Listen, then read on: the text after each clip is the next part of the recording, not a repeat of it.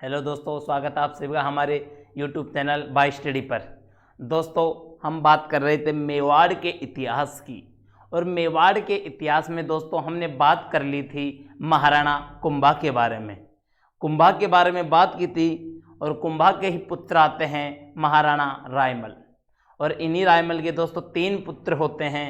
एक तो आता है पृथ्वीराज सिसोदिया, दूसरे आते हैं हमारे महाराणा संग्राम सिंह, ठीक है दोस्तों, और तीसरे आते हैं जगदेव। इस प्रकार से रायमल के 3 पुत्र थे, लेकिन 1509 के अंदर जब रायमल की मृत्यु हो जाती है दोस्तों, वो बीमार अवस्था में थे, मृत्यु हो जाती है, मेवाड़ का उत्तराधिकारी नियुक्त नहीं कर पाते हैं, तो इन तीनों के बीच युद्ध, आपस में झगड़ा होता है दोस्तों, जिसमें जो पृथ्वीराज सिसोदिया है, जिसे उड़ना राजकुमार भी बोला जाता है, वो जहर के कारण उसकी मृत्यु हो जाती है। और महाराणा संग्राम सिंह अजमेर के करमचंद पंवार के पास आकर शरण ले लेते हैं, और जो जगदेव है दोस्तों, वो सोलंकियों से लड़ता हुआ मारा जाता है। अब मेवाड़ की जो राजगद्दी है वो खाली होती है, और जो अजमेर में महाराणा संग्राम सिंह चले गए थे वापस मेवाड़ आ जाते हैं, और मेवाड़ की राजगद्दी पर 1509 के अंदर विराजमान हो जाते हैं। हम बात कर लेते हैं महाराणा संग्राम सिंह की।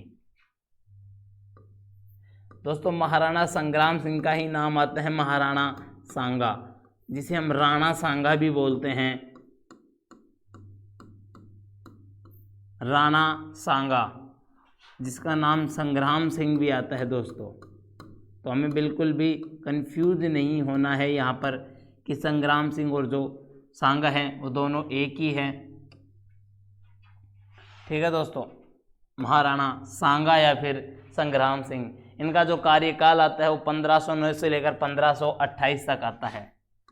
1509 से लेकर 1528 तक ये इनका दोस्तों शासनकाल होता है। 1509 में राजगद्दी पर विराजमान होते हैं, मेवाड़ के शासक बनते हैं। दोस्तों, जब ये मेवाड़ के शासक बनते हैं उस समय मेवाड़ चारों तरफ से शत्रुओं से घिरा हुआ था। मालवा, गुजरात, दिल्ली, चारों तरफ इनके शत्रु थे। इस कारण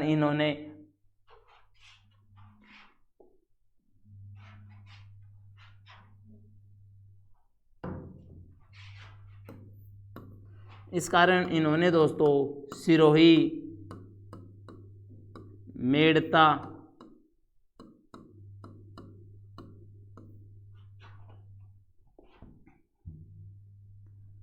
महाराणा संग्राम सिंह ने सिरोही, मेड़ता से दोस्ती या फिर दोस्तों फ्रेंडशिप या मित्रता बढ़ा ली थी। किसने? महाराणा संग्राम सिंह ने। दोस्तों, इनके बारे में, महाराणा संग्राम सिंह के बारे में, संग्राम सिंह के बारे में कहा जाता है कि इन्होंने अपने देश, अपने मेवाड़ या फिर अपने राजवंश की रक्षा की खातिर अपना सब कुछ बलिदान कर दिया था। अपनी एक आँख, एक हाथ और एक पैर गवा दिया था। साथ ही साथ इनके शरीर पर 80 घाव भी थे दोस्तों। इस कारण कर्नल जेम्स टोड ने इसे सैनिकों का भग्नावशेष कहा है। कर्नल जेम्स टोड ने क्या कहा है इसे? KJT, colonel James Tod. Colonel James Tod ने महाराणा सांगा या संग्राम सिंह को कहा है सैनिकों का भग्नावशेष। सैनिकों का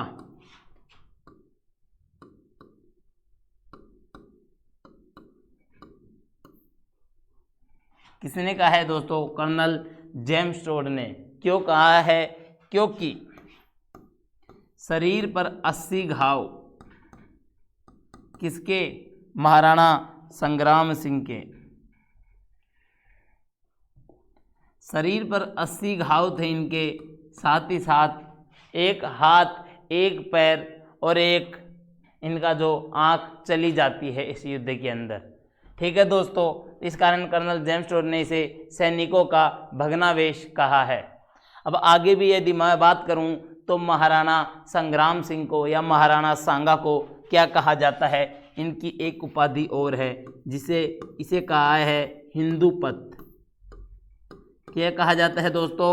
हिंदूपत। इतिहास के अंदर महाराणा संग्राम सिंह को हिंदूपत कहा गया है दोस्तों। ठीक है, ये तो संग्राम सिंह की कुछ बातें आ गई, उपाधि आ गई दोस्तों। आगे हम बात कर लेते हैं महाराणा संग्राम सिंह के बारे में ही। देखिए, जो महाराणा संग्राम सिंह था, इनके चारों तरफ शत्रु ही शत्रु थे। तो बात कर लेते हैं दोस्तों संग्राम सिंह की। मेवाड़ के शासक तो राणा सांगा या संग्राम सिंह होते हैं।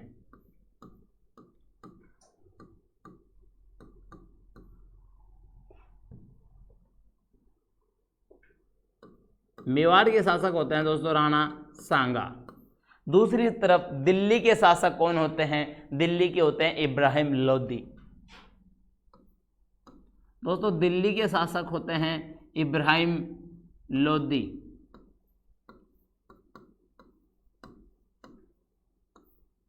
इब्राहिम लोदी दिल्ली के शासक होते हैं। दोनों के बीच एक युद्ध होता है 1517 के अंदर। 1517 में दोस्तों युद्ध होता है। युद्ध का नाम आता है खातौली का युद्ध। कौन सा युद्ध दोस्तों? खातौली का युद्ध।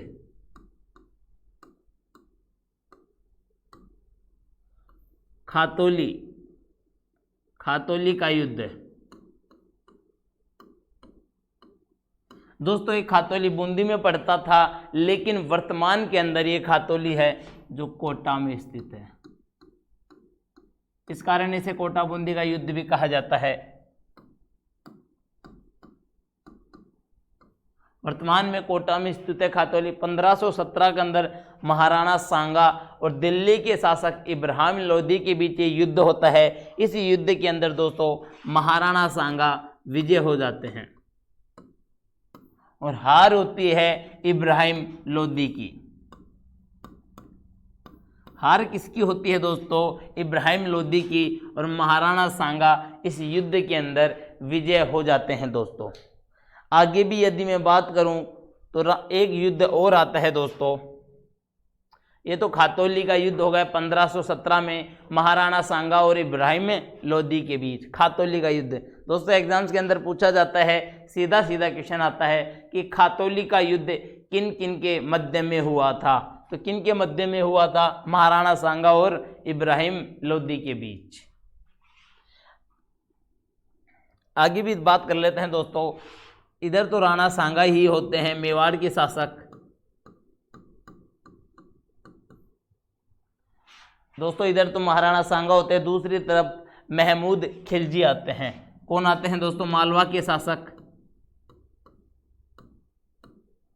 मालवा के शासक आते हैं दोस्तों महमूद खिलजी।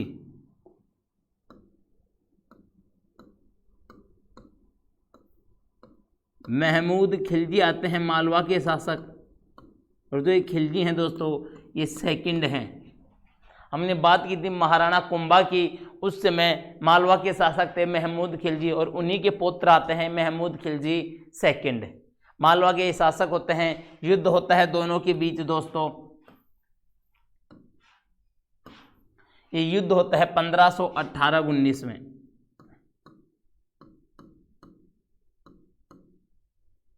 कब होता है दोस्तों? 1518 और 19 के अंदर। युद्ध का नाम होता है दोस्तों गागरोन का युद्ध।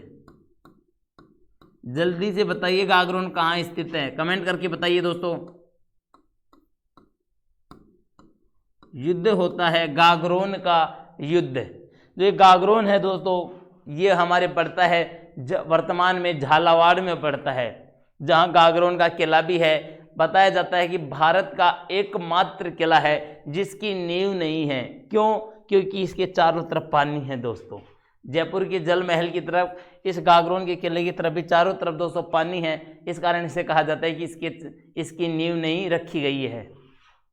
ठीक है दोस्तों, 1518-19 के अंदर युद्ध होता है गागरोन का युद्ध।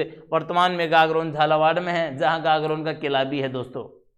राणा सांगा इस युद्ध के अंदर दोस्तों विजय हो जाते हैं। राणा सांगा इस युद्ध में विजय हो गए और हार किसकी होती है दोस्तों? हार हो जाती है महमूद खिलजी सेकंड की। और महाराणा सांगा के द्वारा इस महमूद खिलजी सेकंड को बंदी बना लिया जाता है। इस महमूद खिलजी सेकंड को भी बंदी बना लिया जाता है महाराणा सांगा के द्वारा, लेकिन कुछ समय बाद इसे छोड़ दिया जाता है। किसे? महमूद खिलजी सेकंड को महाराणा सांगा ने छोड़ दिया। तो दोस्तों ये सेकंड युद्ध हो गया गागरोन का युद्ध। कहा जाता है कि महाराणा सांगा ने अपने जीवन काल में 5 प्रमुख युद्ध लड़े थे, जिसमें 4 युद्धों के अंदर उनकी विजय हुई थी। ठीक है दोस्तों, तो ये सेकंड युद्ध हो गया गागरोन का युद्ध। महमूद खिलजी को भी पराजित कर दिया महाराणा सांगा ने। दोस्तों आगे यदि मैं बात करूं तो दोस्तों इधर तो फिर से राणा सांगा ही आते हैं। दोस्तों जो ये युद्ध होते हैं बहुत ही इंपॉर्टेंट है, एग्जाम्स के अंदर सीधा सीधा क्वेश्चन आता है कि गागरोन का युद्ध किसके मध्य हुआ था। तो राणा सांगा, और इधर आते हैं दोस्तों फिर से इब्राहिम लोदी। कौन आते हैं दोस्तों? इब्राहिम लोदी।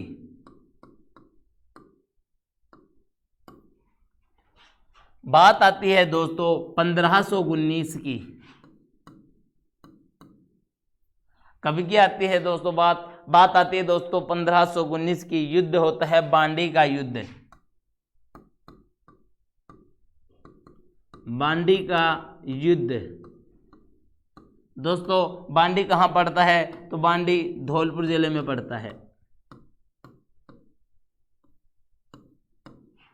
बांडी दोस्तों धौलपुर जिले में पड़ता है। युद्ध होता है राणा सांगा और इब्राहिम लोदी के बीच।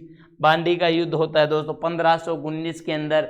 इसमें भी दोस्तों वही परिणाम होते हैं। परिणाम क्या होते हैं? महाराणा सांगा विजय हो जाते हैं और पराजय किसकी हो जाती है दोस्तों?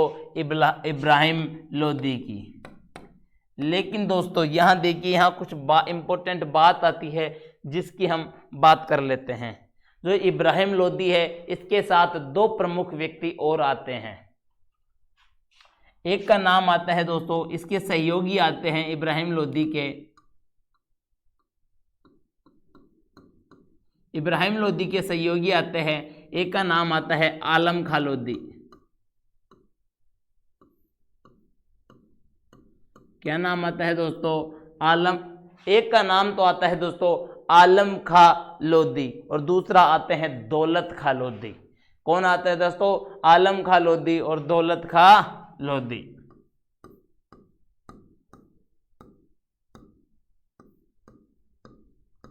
एक होते हैं दोस्तों आलम खां, दूसरे होते हैं दौलत खां लोदी। ये इसके साथ इब्राहिम लोदी की हार हो गई, इब्राहिम लोदी की बांडी के युद्ध में 1519 के अंदर। तो दोस्तों इन दोनों ने निमंत्रण भेजा। इन दोनों ने दोस्तों निमंत्रण भेजा किसको? बाबर को।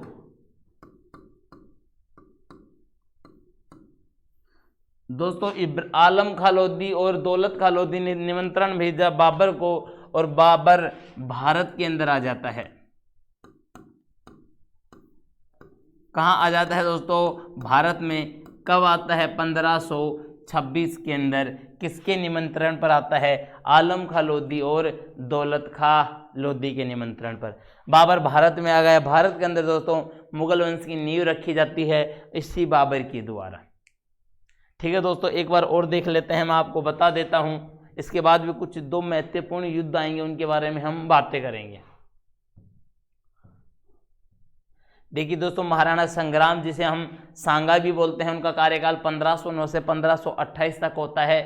जब महाराणा सांगा दोस्तों मेवाड़ की राजगद्दी पर बैठते हैं 1509 में, तो सबसे पहले इन्होंने काम किया था जो अजमेर के जो करमचंद पंवार थे। ये करमचंद पंवार कौन थे दोस्तों? ये करमचंद पंवार वही होते हैं जहां महाराणा सांगा ने शरण ली थी। तो अजमेर के जो करमचंद पंवार है, यही लिख देता हूं दोस्तों, करमचंद पंवार। इस करमचंद पंवार को महाराणा सांगा ने उपाधि दी थी किसकी? रावत की। उपाधि दी थी दोस्तों रावत की। तो ये रावत करमचंद पंवार कहलाते हैं। महाराणा सांगा ने मेवाड़ की राजगद्दी पर बैठने पर इन्हें उपाधि दी थी। देखिए दोस्तों इनके चारों तरफ दुश्मन शत्रु ही थे। मेवाड़ की जो स्वतंत्रता थी वो खतरे के अंदर थी दोस्तों। तो इसके अंदर बातें कर लेते हैं। मेवाड़ की स्वतंत्रता खतरे में आती है तो इन्होंने अपनी मित्रता बढ़ाई दोस्तों, सिरोही से, मेड़ता से, इन राज्यों से अपनी मित्रता बढ़ा ली दोस्तों। एक ईडर भी आ जाता है दोस्तों, इनसे अपनी मित्रता बढ़ा ली। ठीक है दोस्तों, महाराणा सांगा के बारे में दोस्तों कहा जाता है कि इन्होंने अपनी देश, अपनी मातृभूमि की रक्षा की खातिर अपनी एक आंख, एक हाथ, एक पैर गंवा दिया था। साथ ही साथ इनके शरीर पर 80 घाव थे दोस्तों। इस कारण कर्नल जेम्स टोड ने महाराणा सांगा को सैनिकों का भग्नावेश कहा है। क्या कहा है दोस्तों? सैनिकों का भग्नावेश।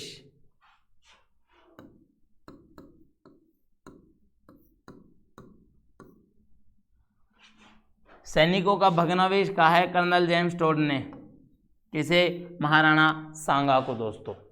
साथ ही साथ इतिहास के अंदर महाराणा सांगा को हिंदू पथ भी कहा जाता है। क्यों कहा जाता है दोस्तों? क्योंकि 16वीं शताब्दी के अंदर एकमात्र शक्तिशाली शासक थे, या फिर मैं यूँ कहूँ कि एकमात्र भारत के राजपूत शक्तिशाली शासक थे। कौन? महाराणा सांगा। इस कारण इसे हिंदू पथ भी कहा जाता है दोस्तों। बातें कर लेते हैं दोस्तों, आगे हम बढ़ते हैं। तो आगे राणा सांगा, दिल्ली के अंदर इनके समकालीन होता है दोस्तों इब्राहिम लोदी। दोस्तों इब्राहिम लोदी की भी कौन सी नीति होती है दोस्तों? साम्राज्यवादी नीति। इब्राहिम लोदी की साम्राज्यवादी नीति होती है। इस कारण ये आक्रमण करता है कहाँ पर? राणा सांगा पर। युद्ध होता है दोस्तों खातौली के अंदर। खातौली दोस्तों बूंदी में पड़ता था, लेकिन वर्तमान के अंदर ये कोटा में पड़ता है।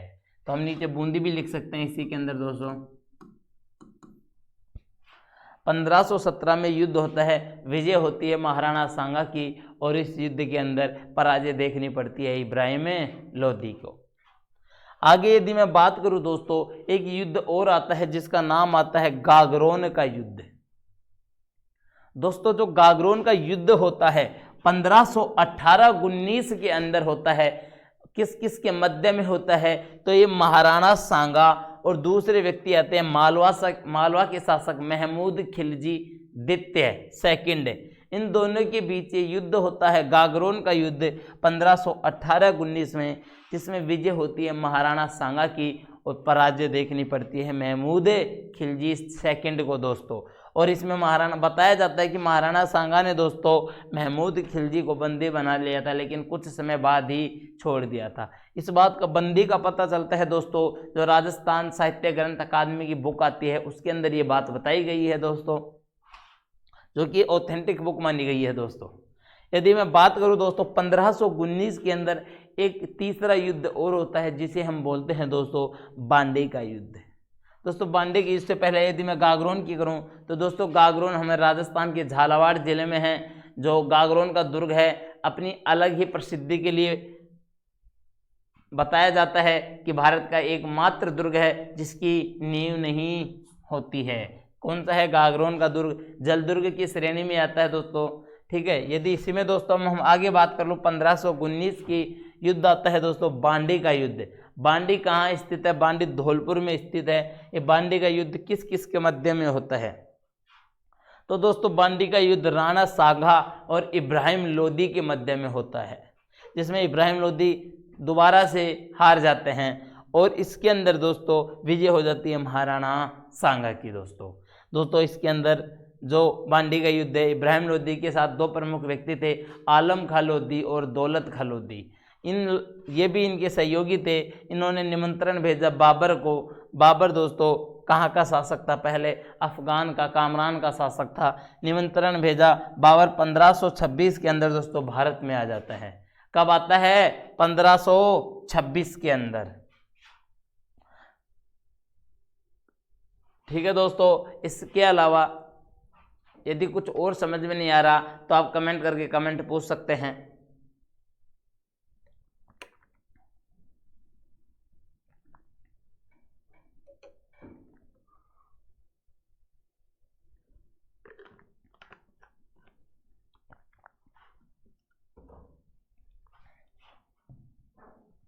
ये देखिए 1526 में बाबर भारत में आ गया।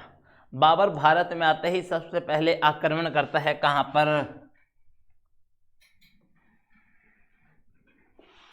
बाबर आक्रमण करता है। कहां पर करेगा दोस्तों? आक्रमण करेगा दिल्ली और आगरा पर। दिल्ली और आगरा पर बाबर आक्रमण करता है। दिल्ली और आगरा का शासक कौन होता है दोस्तों? दिल्ली और आगरा का शासक इब्राहिम लोदी था। आक्रमण करता है इस युद्ध के अंदर इब्राहिम लोदी। दोस्तों आक्रमण कब होता है? आक्रमण होता है दोस्तों 21 अप्रैल 1526 को। 21 अप्रैल 1526 को आक्रमण होता है।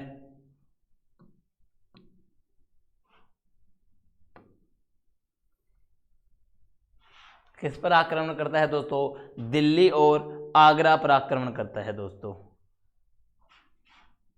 युद्ध का नाम होता है दोस्तों पानीपत का प्रथम युद्ध। पानीपत का प्रथम युद्ध।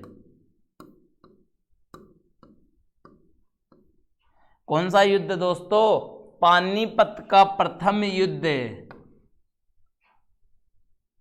किस किस के मध्य होता है? तो ये भारत के इतिहास की बात आ गई, लेकिन इससे संबंधित ही है तो हम बात कर रहे हैं दोस्तों। पानीपत का प्रथम युद्ध किसके मध्य में होता है? तो बाबर और इब्राहिम लोदी के बीच होता है पानीपत का प्रथम युद्ध 21 अप्रैल 1526 के दिन।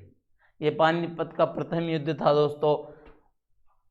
अब आगे हम बात कर लेते हैं दोस्तों। जल्दी से कमेंट करके बताइए तराइन का प्रथम युद्ध कब और किसके मध्य में हुआ था? जल्दी से जल्दी बताइए दोस्तों। ये तो बाबर का हो गया। अब बाबर भारत पर आ गए दोस्तों, तो बाबर का एक प्लान होता है दोस्तों। ये राजस्थान या फिर मैं यूँ कहूँ कि मेवाड़ पर आक्रमण करना चाहता है, या पूरे भारत पर अपना साम्राज्य स्थापित करना चाहता है। पूरे भारत पर दोस्तों अपना साम्राज्य स्थापित करना चाहता है। इस कारण बाबर ने सबसे पहले कहाँ पर दोस्तों ये आक्रमण करता है? राजस्थान के अंदर दोस्तों। राजस्थान का प्रवेश द्वार किसे कहा जाता है? जल्दी से जल्दी कमेंट करके बताओ। तो राजस्थान का प्रवेश द्वार कहा जाता है दोस्तों भरतपुर को। किसे कहा जाता है? भरतपुर को। दोस्तों हम बात कर रहे हैं बयाना की। किसकी दोस्तों? बयाना की। बयाना कहाँ स्थित है? भरतपुर में।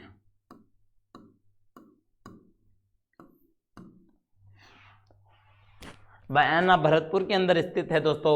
बाबर आक्रमण करता है बयाना पर। सबसे पहले बाबर किसे भेजता है दोस्तों? अपने जो मित्र होते हैं, बाबर के मित्र थे, बाबर के मित्र होते हैं दोस्तों, जिसका नाम आता है इश्क आरा। इश्क आरा प्रेम वाला इश्क ही है, लेकिन वो 2.5 अक्षर का है। ये पूरे 3 का आता है दोस्तों। इसमें जो से आता है वो आधा नहीं होता है दोस्तों, पूरा होता है। इस कारण ये इश्क आरा जो पूरा है, ये 2.5 अक्षर वाला इश्क नहीं है, ये पूरा इश्क आरा है दोस्तों। अपने बाबर के मित्र होते हैं इश्क आरा। इश्क आरा को बयाना पर आक्रमण करने के लिए भेजते हैं, लेकिन ये इश्क आरा क्या होते हैं? असफल होते हैं।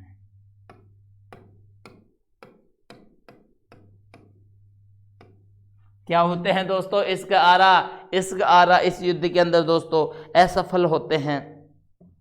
अगली बार दोस्तों बाबर अपने बहनोई को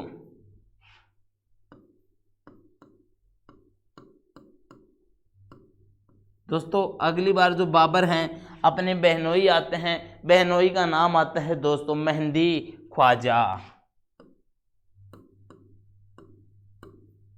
मेहंदी ख्वाजा आते हैं दोस्तों। इस मेहंदी ख्वाजा को बयाना पर आक्रमण के लिए भेजते हैं, और इसने अधिकार कर लिया किस पर? बयाना पर। दोस्तों मेहंदी ख्वाजा ने बयाना पर अधिकार कर लिया। अतः राजस्थान का प्रवेश द्वार था जो भरतपुर, इधर मुगल वंश ने या फिर मुगल काल के जो शासक थे बाबर, इन्होंने अपना अधिकार कर लिया। जब अधिकार कर लिया दोस्तों, तो एक व्यक्ति आते हैं महाराणा सांगा।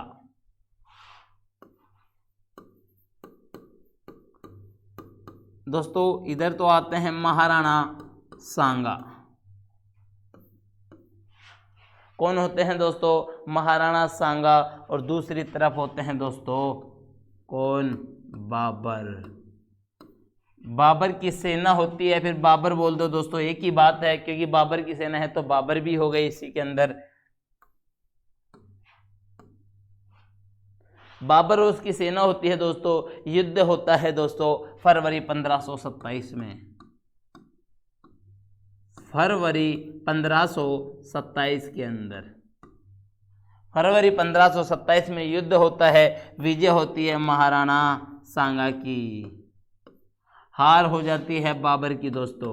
युद्ध कौन सा था? बयाना भरतपुर का युद्ध होता है दोस्तों। ये कौन सा? बयाना भरतपुर का। फरवरी 1527 में विजय होती है महाराणा सांगा की और इस युद्ध में हार हो जाती है बाबर की।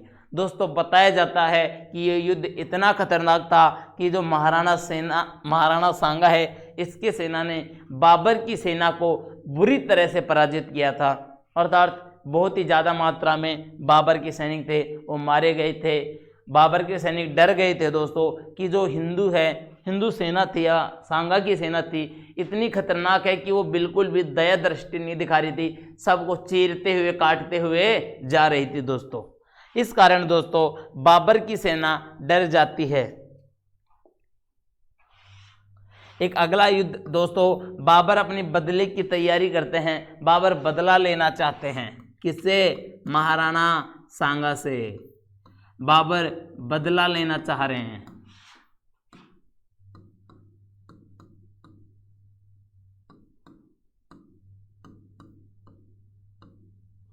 दोस्तों बाबर बदला लेना चाहते हैं किससे? महाराणा सांगा से।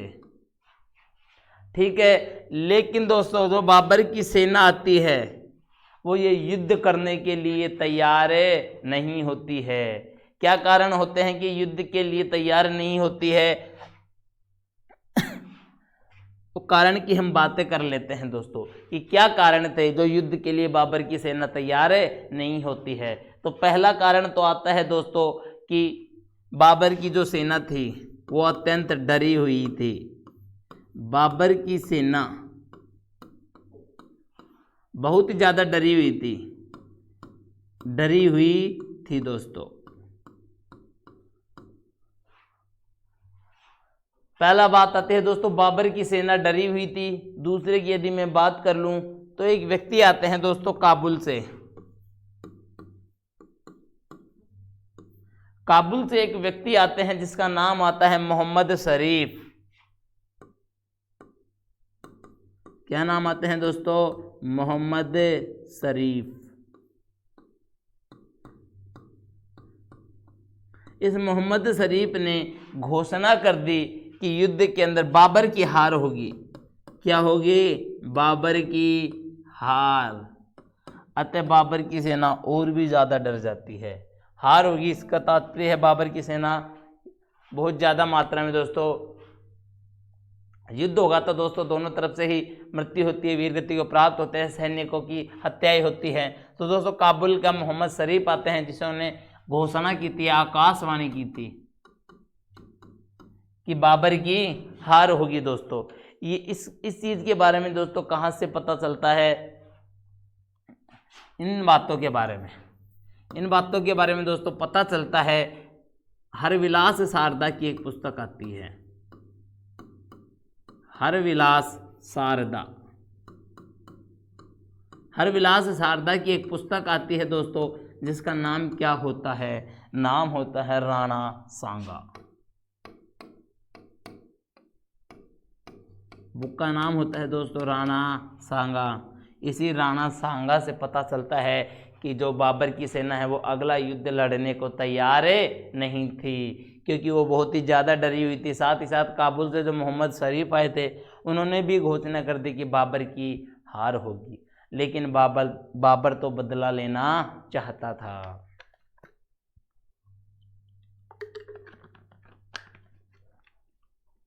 तो आगे क्या होता है दोस्तों?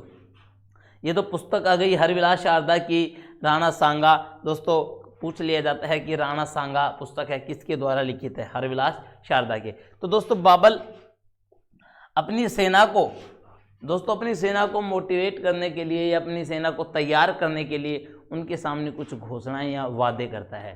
क्या करते हैं? बाबर के द्वारा प्रॉमिस किया जाता है, वादा किया जाता है। बाबर वादा करता है किससे? अपनी सेना से। क्या क्या वादा करता है? पहला, मुख्य वादे हैं दोस्तों, ये याद करना है। वादा तो टूट जाता है, वो वाले युद्ध वादे नहीं थे ये पक्के वाले वादे थे बाबर के। पक्के तो क्या थे दोस्तों? सेना को मोटिवेट करना चाह रहा था जिससे सेना युद्ध के लिए तैयार हो जाए, क्योंकि राणा सांगा से अपनी हार का बदला लेना चाहता था बाबर। दोस्तों बाबर वादा करता है, क्या वादे करता है? कि मैं कभी भी, बाबर बोलते हैं कि मैं कभी भी शराब का सेवन नहीं करूंगा, कभी भी शराब का सेवन नहीं करूंगा। क्योंकि दोस्तों जो बाबर होते हैं बहुत ही ज़्यादा शराब का सेवन करते था, अर्थात एक प्रकार से वो नशेड़ी थे, वो शराब का बहुत ज़्यादा सेवन करते थे दोस्तों। दूसरा कारण, वो बोलते हैं कि मैं तमगा कर अठा दूंगा। बाबर ने कहा कि मैं तमगा कर अठा दूंगा।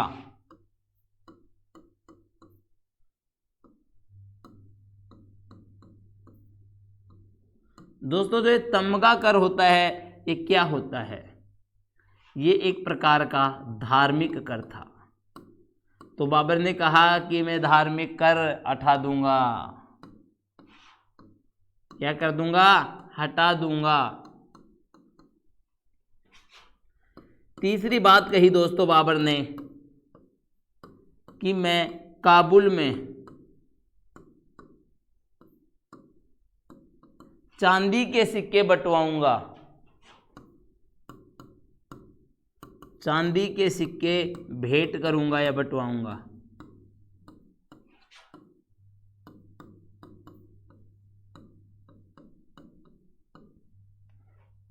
और जो चौथा आता है दोस्तों, सबसे प्रमुख कारण है, सबसे प्रमुख कारण आता है दोस्तों, जो चौथे नंबर का जो कारण आता है वो सबसे प्रमुख कारण होता है। क्या होता है दोस्तों? ये होता है बाबर ने इस युद्ध को,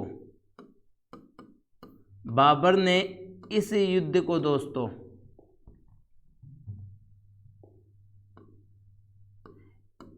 इस युद्ध को दोस्तों बाबर ने जिहाद घोषित किया। क्या किया दोस्तों? जिहाद घोषित कर दिया इस युद्ध को। किसने कर दिया? बाबर ने। दोस्तों जिहाद से क्या तात्पर्य है? देखिए जिहाद से तात्पर्य है दोस्तों धर्म युद्ध, अर्थात धर्म युद्ध।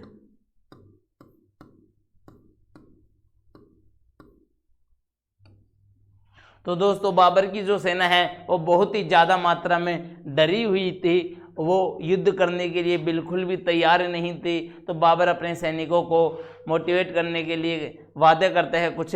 वो वादे क्या होते हैं? कि मैं कभी भी शराब का सेवन नहीं करूँगा, क्योंकि बाबर ज़्यादातर शराब के नशे में ही डूबा रहता था दोस्तों। दूसरा उन्होंने वादा किया कि मैं तमगा कर अठा दूंगा, अर्थात जो धार्मिक कर है वो अठा दिया जाएगा आप सभी से। तीसरा बताया कि काबुल जो इनका प्राचीन या फिर अफगानिस्तान की जो राजधानी दोस्तों, अफगानिस्तान में जो काबुल था वहाँ का ये शासक था, इसने कहा था कि मैं काबुल में चांदी के सिक्के बंटवा दूंगा। चौथा जो सबसे प्रमुख कारण आता है कि दोस्तों इस युद्ध को बाबर ने जिहाद या धर्म युद्ध घोषित किया है। और अब युद्ध कौन सा आता है दोस्तों? जो आगे युद्ध आएगा उस युद्ध को धर्म युद्ध घोषित किया था। युद्ध का नाम आता है दोस्तों खानवा का युद्ध। कौन सा युद्ध दोस्तों? खानवा का युद्ध।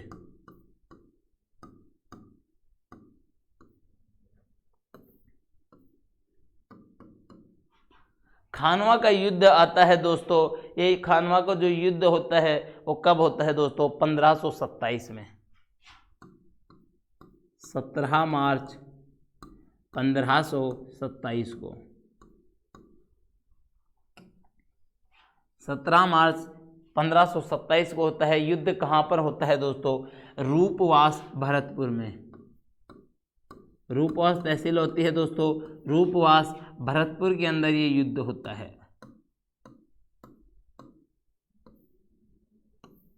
रूपवास भरतपुर में ये युद्ध होता है, खानवा का युद्ध। खानवा वहाँ का स्थान है दोस्तों जहाँ रूपवास तहसील है भरतपुर की। तो ये युद्ध होता है 17 मार्च 1527 को। किस किस के मध्य युद्ध होता है दोस्तों? युद्ध होता है महाराणा सांगा और बाबर के बीच। दोस्तों इस युद्ध में राणा सांगा ने, दोस्तों इस युद्ध में राणा सांगा ने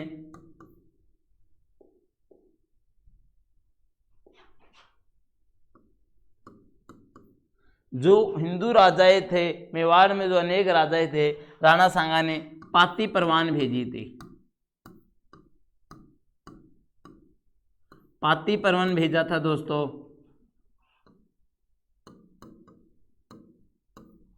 राणा सांगा ने इस युद्ध से पहले दोस्तों जो आसपास के राजा थे उनके पास पाती परवान भेजता है। पाती परवान से तात्पर्य था कि ये जो बाबर है इसने इसे धर्म युद्ध घोषित किया है, अर्थात ये हिंदू और जो विदेशी आक्रमणकारी थे, मुगल शासक थे, उनके मध्य ये युद्ध है। तो राजाओं को इकट्ठा करता है और इसी पाती परवान के तहत राजा इकट्ठा होते हैं।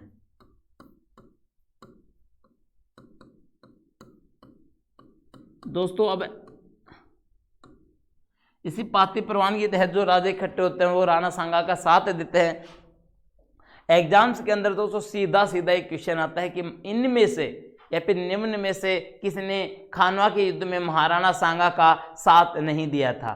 तो दोस्तों महाराणा सांगा के साथ जिसने महाराणा सांगा का साथ दिया था उनका हम बात कर लेते हैं दोस्तों। पहले व्यक्ति आते हैं दोस्तों आमेर के पृथ्वीराज कछवाहा।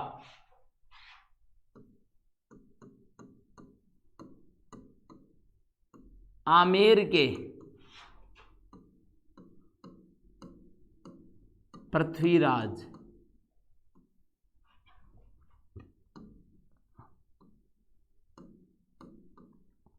पहले व्यक्ति आते हैं दोस्तों आमेर के पृथ्वीराज कछवाहा। दूसरा आता है दोस्तों ईडर का भारमल। ईडर का भारमल। एक व्यक्ति आते हैं दोस्तों मारवाड़ के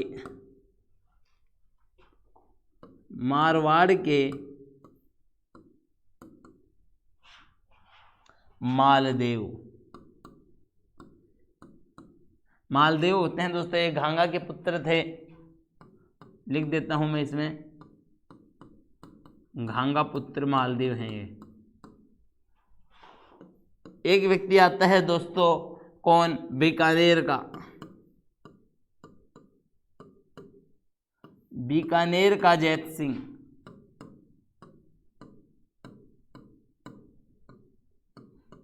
इस बीकानेर के जैत सिंह या जैत सिंह के पुत्र आते हैं जिसका नाम आता है कल्याणमल।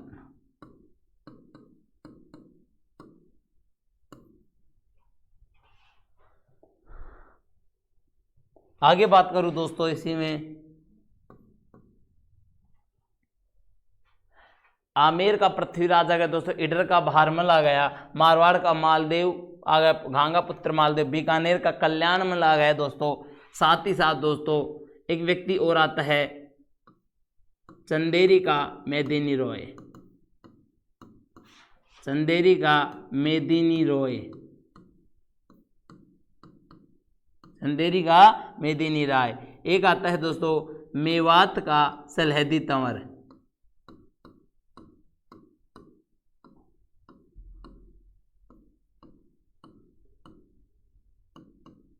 एक व्यक्ति आता है दोस्तों जगनेर भरतपुर का अशोक परमार।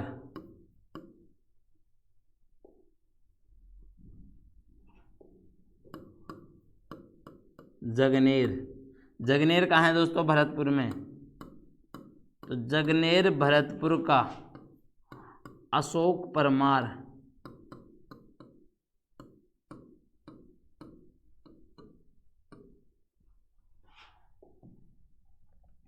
और भी यदि मैं बात करूं दोस्तों, ईडर का भारमल आ गया है दोस्तों, मारवाड़ का मालदेव आ गया है, बीकानेर का कल्याणमल आ गया है दोस्तों, मेवात का हसन का आ गया, रायसीन का सलहदी तंवर। रायसीन का सलहेदी तंवर।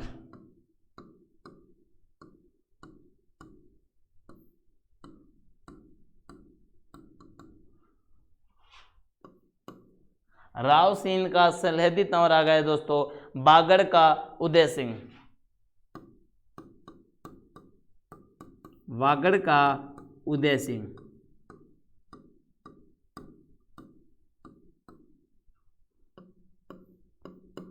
और बात कर लेते हैं दोस्तों, तो इब्राहिम लोधी का चचेरा भाई महमूद लोधी, इब्राहिम लोधी का चचेरा भाई महमूद लोधी। देखिए दोस्तों, ये महाराणा सांगा की तरफ से युद्ध किए थे इन व्यक्तियों ने, पाती परवान के तहत ये इकट्ठा हुए थे।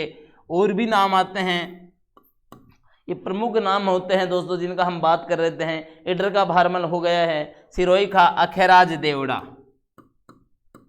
सिरोही का चौहान शासक है दोस्तों ये सिरोही का अखैराज देवड़ा।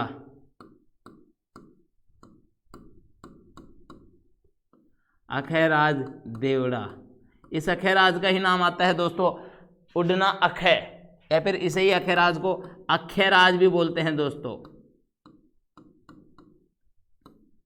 तो कहाँ आता है? सिरोही का। सिरोही के जो चौहान पढ़े थे हमने, इसकी बात की थी अखैराज देवड़ा की, जिसे उड़ना अखै भी बोला जाता है दोस्तों। इसके अलावा दोस्तों वागड़ का उदय सिंह, इब्राहिम लोधी का, मेड़ता का वीरम देव दोस्तों, मेड़ता का वीरम देव। एक आता है दोस्तों देवलिया का रावत बाग सिंह, रावत बाग सिंह, देवलिया का रावत बाग सिंह। और साथ ही साथ दोस्तों एक आते हैं हमारे झाला अज्जा, काठियावाड़ के झाला अज्जा, झाला अज्जा। ये महाराणा सांगा के साथ में होते हैं दोस्तों ये सभी शासक। कौन दोस्तों? ये जो पाती परवान के तहत दोस्तों इन्हें बुलाया गया था। दोबारा से मैं नाम देख लेता हूँ इनका। बहुत से शासक हैं दोस्तों, क्वेश्चन सीधा सीधा पूछा जाता है कि निम्न में से कौन सा शासक महाराणा सांगा के साथ नहीं था।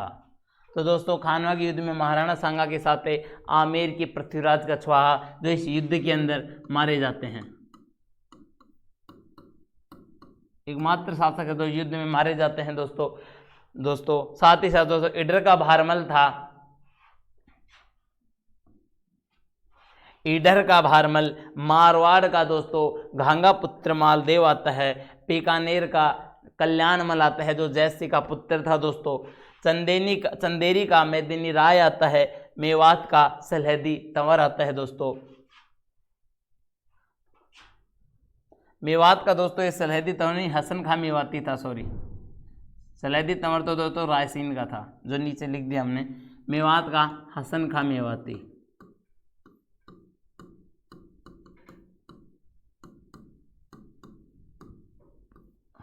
मेवात का दोस्तों हसन खां मेवाती आता है। जगनेर भरतपुर का अशोक परमार आता है। रायसीन का सलहेदी तंवर आता है दोस्तों। वागड़ का उदय सिंह होता है। इब्राहिम लोधी का चचेरा भाई आते हैं महमूद लोधी दोस्तों। सिरोही का अखैराज देवड़ा जिसे अखैराज भी बोला जाता है, उड़ना अखै भी बोला जाता है। मेड़ता का वीरम देव मेड़तिया, देवलिया का रावत बाग सिंह और साथ ही साथ हमारा काठियावाड़ के झाला अज्जा। ये सभी शासक दोस्तों महाराणा सांगा के साथ इस युद्ध के अंदर भाग लेते हैं दोस्तों। जो खानवा का युद्ध होता है जिसमें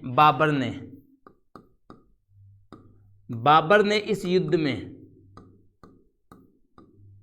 तोपों का प्रयोग किया था। किसका दोस्तों?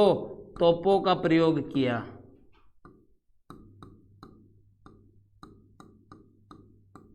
बाबर ने इस युद्ध में तोपों का प्रयोग किया था, जिससे जो महाराणा सांगा के साथ अनेक राजा और जो सैनिक थे, ये सभी सैनिकों में अफरा तफरी मच गई, क्योंकि पहली बार मेवाड़ के शासकों ने या फिर महाराणा सांगा के साथ जितने भी शासक राजा महाराजा थे, पहली बार उन्होंने तोपों का प्रयोग देखा था। इससे पहले उन्होंने कभी भी तोपों को नहीं देखा था।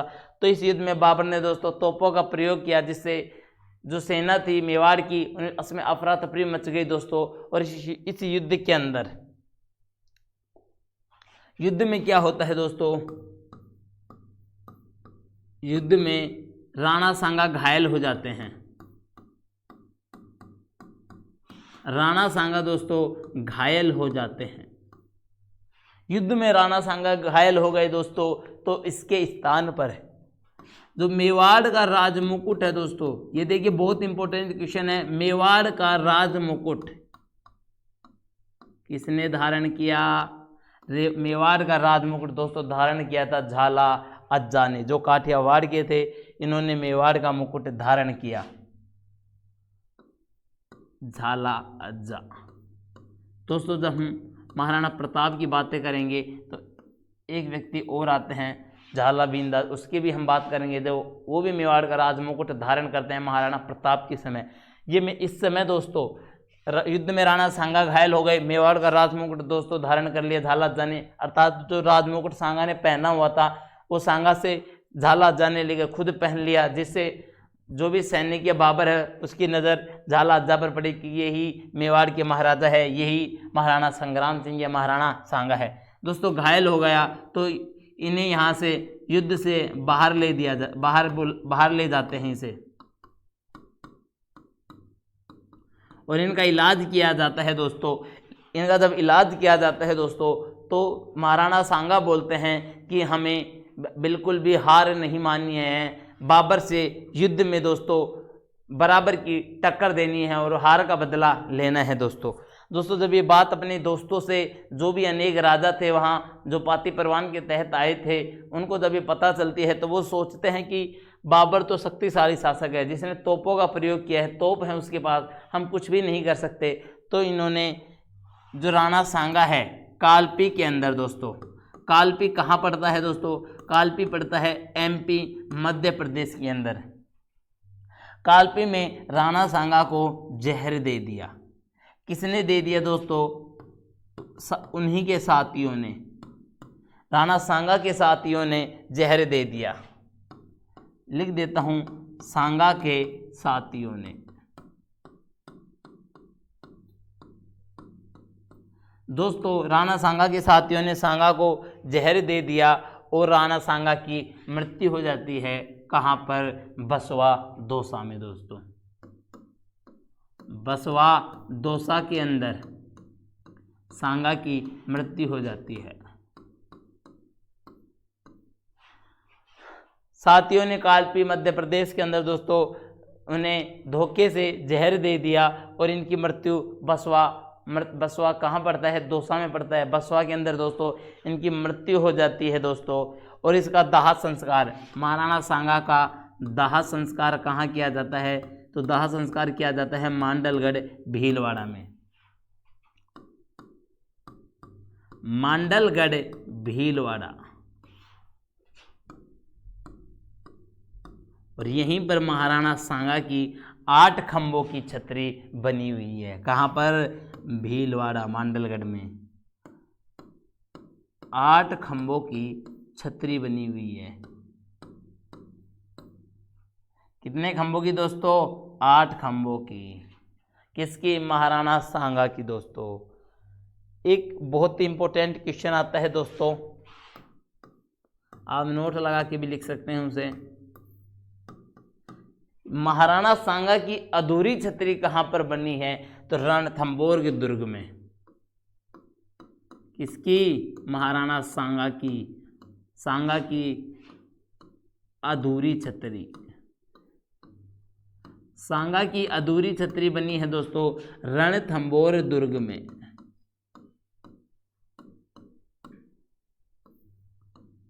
रणथंभौर के दुर्ग में सांगा की अधूरी छतरी बनी हुई है दोस्तों। किसकी? महाराणा सांगा की दोस्तों इस युद्ध के अंदर कहा जाता है कि जो रायसीन का सलहदी तंवर है, रायसीन का सलहदी तंवर जो कि महाराणा सांगा का पत्राचार था। सांगा का पत्राचार, सांगा का पत्राचार था को दोस्तों कौन? सलहेदी तंवर रायसीन का। इसने धोखा किया था महाराणा सांगा से। किसने? सलहेदी तंवर ने महाराणा सांगा के साथ धोखा किया था और बाबर की सेना को, जो सांगा की सेना है, इसके राज बता दिए थे। इस बात का प्रमाण कहाँ से मिलता है दोस्तों? तो इस बात का प्रमाण मिलता है दोस्तों, इस बात के प्रमाण मिलते हैं दोस्तों जो हरिविलास शारदा की पुस्तक आती है जिसका नाम आता है राणा सांगा। हरिविलास शारदा की पुस्तक, इस हरिविलास शारदा की पुस्तक के अंदर प्रमाण मिलता है दोस्तों रायसीन के सलहेदी तंवर का महाराणा सांगा के साथ धोखा करना। बुक का नाम आता है दोस्तों राणा सांगा। दूसरा प्रमाण मिलता है दोस्तों किससे? कर्नल जेम्स टोड की पुस्तक आती है जिसका नाम आता है annals and activities of Rajasthan. Annals and activities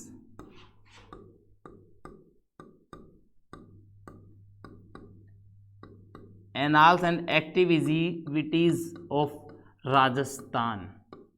किसकी बुक आती है दोस्तों? ये कर्नल जेम्स टोड की, जिसे राजस्थान का इतिहासकार कहा जाता है। इस बुक के अंदर भी दोस्तों पता चलता है कि रायसीन के सलहेदी तंवर ने महाराणा सांगा के साथ धोखा किया था दोस्तों। तो ये महाराणा सांगा की दोस्तों बात हो गई। महाराणा सांगा के बाद शासक बनते हैं विक्रमादित्य दोस्तों, जो महाराणा सांगा के ही पुत्र होते हैं। दोस्तों महाराणा सांगा के बारे में एक बार और देख लेते हैं। बयाना का युद्ध देख लेते हैं दोस्तों, उसके बाद ये खानवा का युद्ध को हम देख लेते हैं। देखिए 1527 के अंदर दोस्तों बयाना भरतपुर के अंदर, बयाना भरतपुर में दोस्तों बाबर ने अपने मित्र इश्क आरा को भेजा था बयाना दुर्ग पर अधिकार करने के लिए, लेकिन जो इश्क आरा है दोस्तों असफल होते हैं दोस्तों। इसके बाद दोस्तों बाबर ने अपने बहनोई मेहंदी ख्वाजा को बयाना दुर्ग पर अधिकार के लिए भेजा और इस मेहंदी ख्वाजा ने बयाना पर अधिकार हो गया। और दोस्तों फरवरी 1527 के अंदर बाबर और महाराणा सांगा के बीच युद्ध होता है इस बयाना दुर्ग को लेकर, जिसमें बाबर की सेना की हार हो जाती है दोस्तों, विजय होता है महाराणा सांगा दोस्तों। इसके दोस्तों बताया जाता है ये युद्ध इतना खतरनाक था कि इस युद्ध के बाद बाबर की सेना बहुत ही ज़्यादा डर जाती है, क्योंकि इस युद्ध में महाराणा सांगा की सेना ने कत्ले आम मचा दिया था दोस्तों। बिल्कुल भी दया दृष्टि नहीं दिखाई गई थी, बहुत ही खतरनाक युद्ध हुआ था।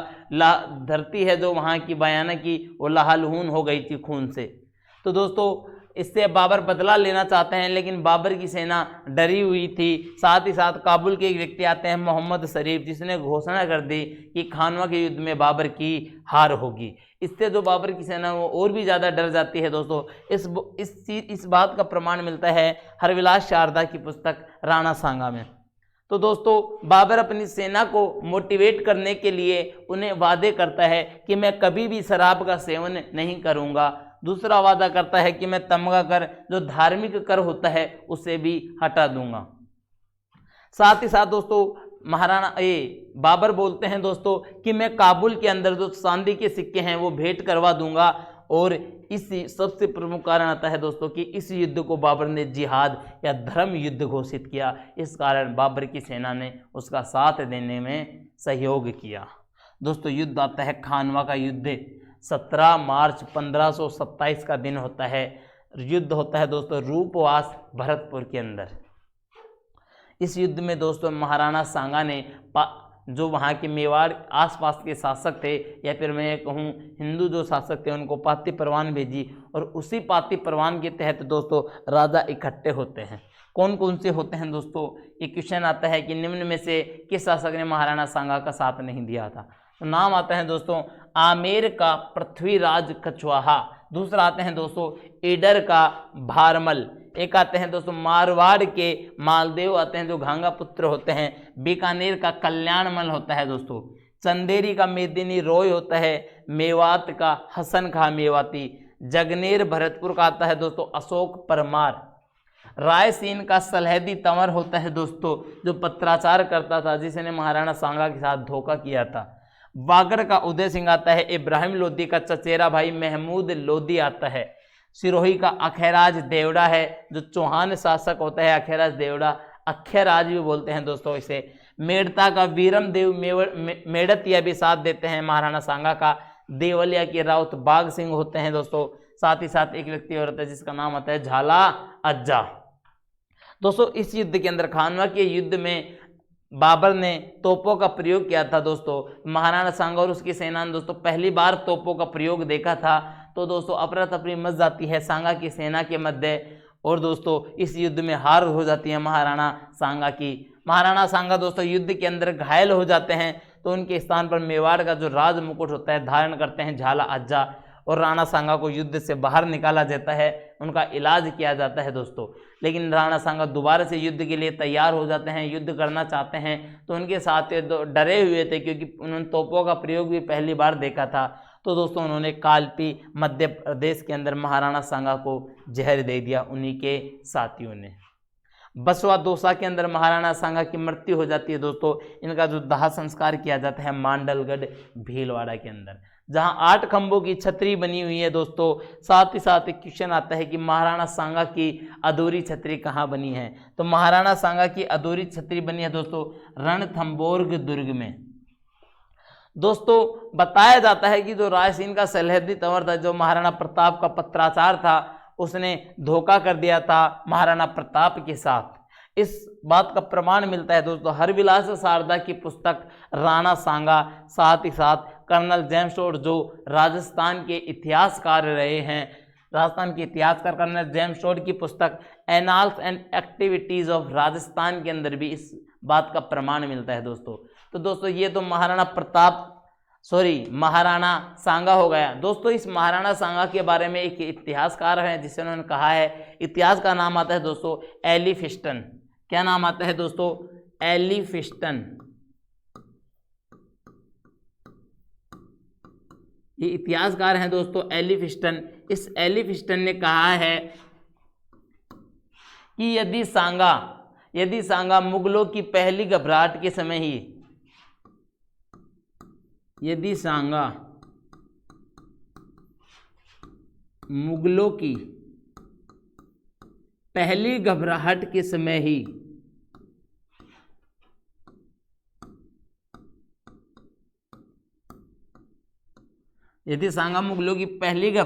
समय ही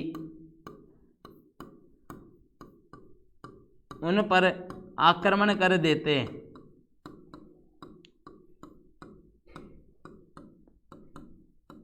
तो बाबर की हार पक्की थी। किसकी दोस्तों? तो बाबर की हार पक्की थी।